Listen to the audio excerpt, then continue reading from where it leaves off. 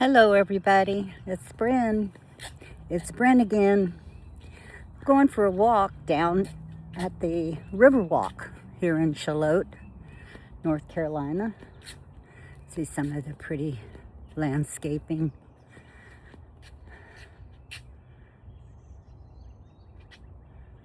This is one of my favorite places to walk.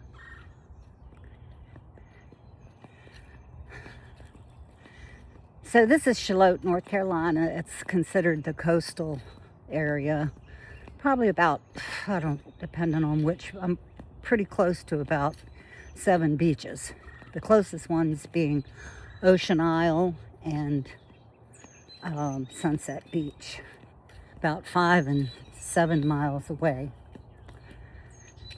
But this is the Riverwalk in Shallotte. It's a nice walk. And here is, I call this the swamp. In there is Shallotte, a great big gator that's been, I don't know, they say 50 years. I haven't seen him yet. But the water gets pretty active when the gators are around.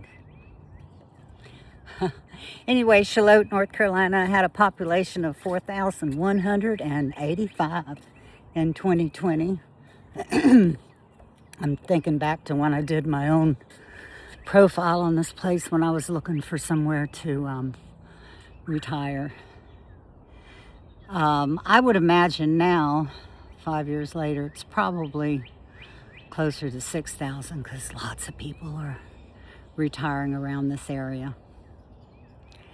The worst things about this area would be, I guess you'd consider it the infrastructure. So many people are moving here. I don't drink the water. I bathe in it. You know, it comes out of the shower. I drank it when I first moved here. But they're working on it. Give you a shot out there of the swamp.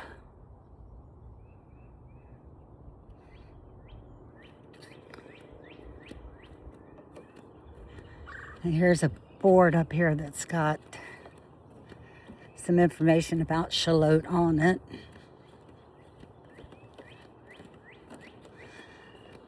Well, the wildlife, the gators.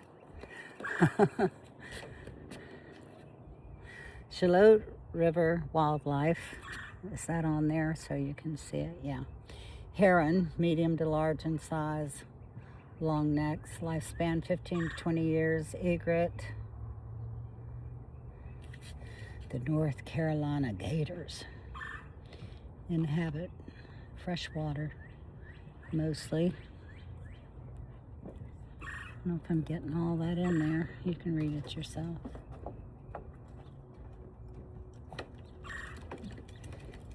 Yeah, here's where it says keep a lookout. Well, why do I keep moving that? Is that on there? I don't know. There we go. Keep a lookout for our local gator named Shallotte. Yeah, people do fish off of this walk. I apologize if I didn't get that because I've got the phone turned so it's like on me while I'm walking. Somebody lost their little bobble there.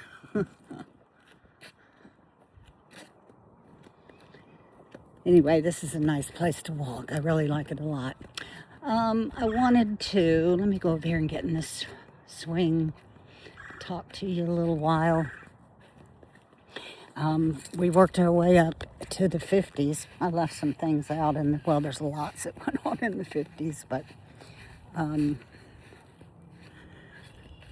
one thing I do want to tell you about was, oh, that's nice. It's like an old-fashioned porch swing, and there's my view. Right up here, if I can, got enough time, it's where they launch the canoes and kayaks. My earliest memory was going with my mom and one of her sisters. Maybe both of them were there. not the youngest one, but anyway, my youngest memory. Mom said I couldn't have been more than 2.5. But I remember my great-grandmother was on her deathbed. And she lived in a little one-room cabin off of it looked like a river to me, but at 2.5 years old, it was probably just a little creek. There was a well worn out path that went along the creek, and it led to this one room cabin that my great grandmother lived in. She lived there alone. She was, gosh, I knew, in her 90s. I'm going to say 93. She might have been a little older. Her name was Sylvania. And she was on her deathbed, died. And they wanted to go, they took some soup or something, and we went, and I just have pieces of it. But I remember they were carrying something, and I remember walking along that well worn out dirt path, looking down at the creek, which looked like a river. There's a guy fishing, got a little boat out there, enjoying his best life. Where was I? Oh, walking along that worn out path. This was in North Carolina, but this was not here. This was over on the western side, and she was in the mountains.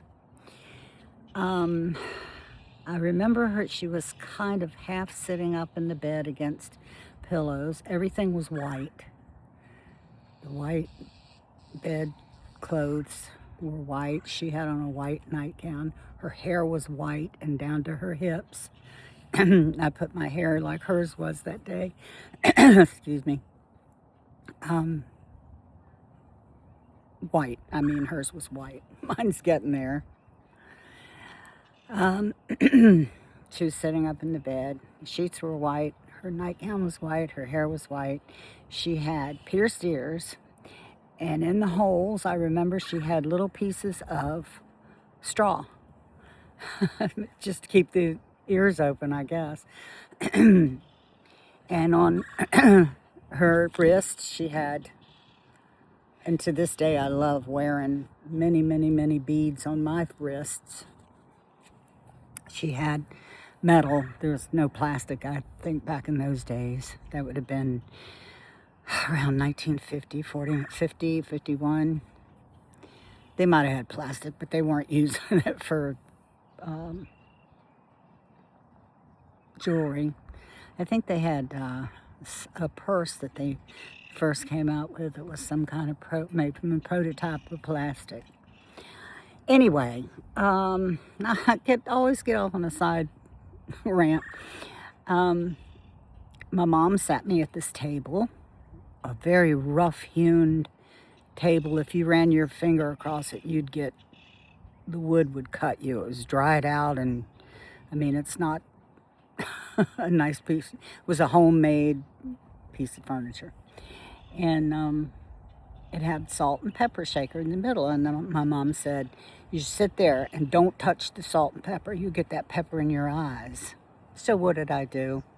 Yeah, grabbed that pepper, got it in my eyes. I remember her and one of the sisters running me out the door down to the creek and turning me upside down. And one held me while the other one splashed creek water into my eyes to get that pepper out of them. And that's the end of that memory. I don't remember anything else after that. Once the trauma hit, the memory stopped. So that's my oldest memory. Then I want to fast forward to another memory, which you'll go, are you sure? But this one took place over in Southeast Washington when we lived there. I talked about that on the last video. And I went to a school called Draper Elementary in Southeast Washington off of Wheeler Road. And there's that fella paddling his boat now. And Draper Elementary. So I was probably in 4th, 5th grade. It was probably around 1956, 57, 58, somewhere around there. And the teacher was teaching, I don't know, whatever, because the memory doesn't start there. The memory starts when there was a lot of commotion at the door that came into the classroom. And all of us turned and looked at the door, and it opened, you know, not far, but it opened, and the person out there who must have been another teacher, but I recognized the principal. It was a man. And I thought, oh no, something bad has happened. Oh no. So we all was looking at each other. What's going on? What's going on? But yet they didn't look sad. It wasn't a sad, it was just very noisy out there. I don't know how many people were out there, but I know the principal was out there. So the teacher said, "Excuse me a minute, children, I'll be right back," or something like that.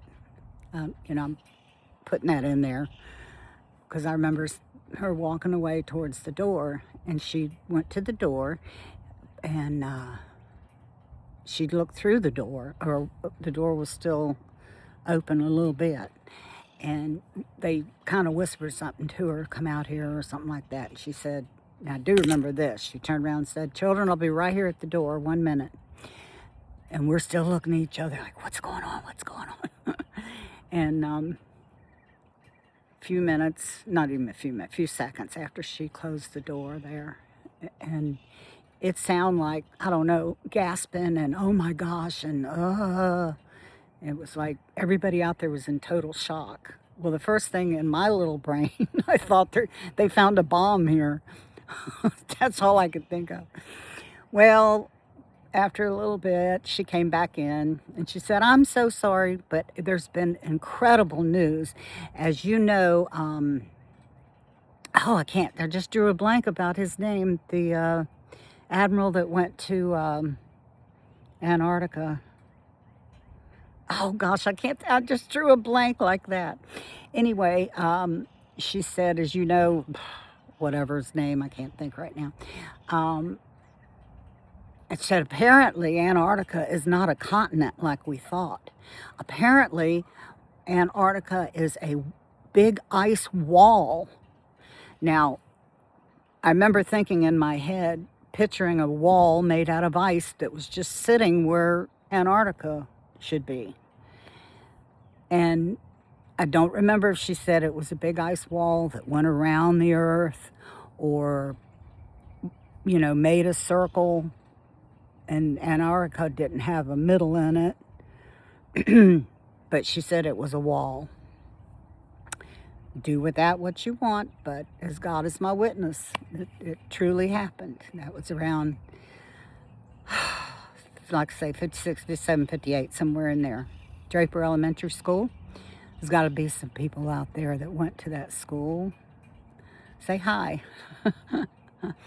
I know there was a fella named Stephen Blackstead that I started kindergarten with there. And we were in the same class all the way up through 6th grade. So we stayed right in the same class. And I lived in an apartment like here, and he lived in an apartment like right behind me. And yet we never walked to school together, you know. You can't be that friendly. Anyway, it's time to head back. I thought I'd add that in. So let's take a walk here. Again, I apologize for trying to read that thing about Shallotte the gator and the egress and the heron and the floating dock. And there's more of the swamp. That's just wetlands, but I call it the swamp.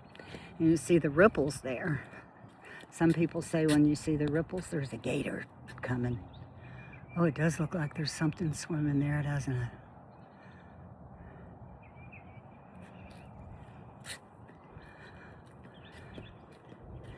So we're going to run down here briefly, and I may walk a little bit faster. So next time, I see you. I will talk about something different. I say that every time. Okay, here's where they launch their boats and or kayaks, excuse me, and canoes.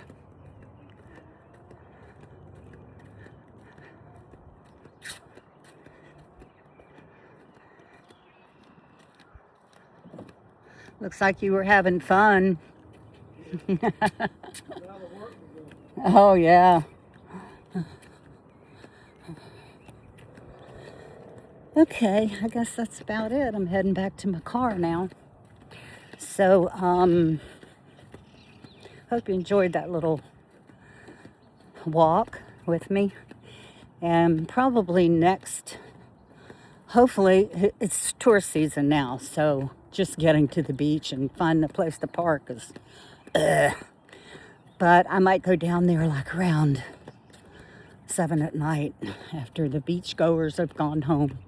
By the way, I love seeing the people come here. I love living in a destination town. It's kind of drab in the winter, but it's nice when the folks come to town, spend the summer. Okay, see you later. Bye.